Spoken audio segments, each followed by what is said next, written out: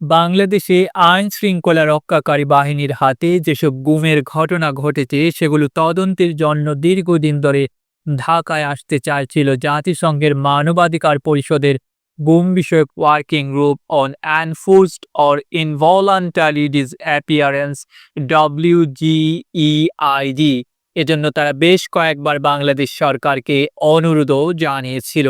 তবে এক যুগ পর এবারই তারা প্রথম আসার সুযোগ পেয়েছে। রোববার 15 জুন জাতিসংঘের গুম কমিটির 2 সদস্যের প্রতিনিধি দল ঢাকায় এসেছে।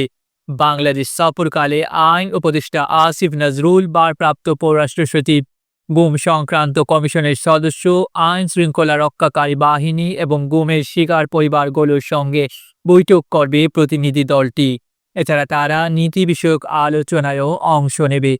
জাতিসংঘের প্রতিনিধি দলটি এবার মূলত তদন্ত করতে আসেনি। তাদের মূল উদ্দেশ্য পরিস্থিতি পর্যবেক্ষণ করা এবং তার ভিত্তিতে সুপারিশ করা।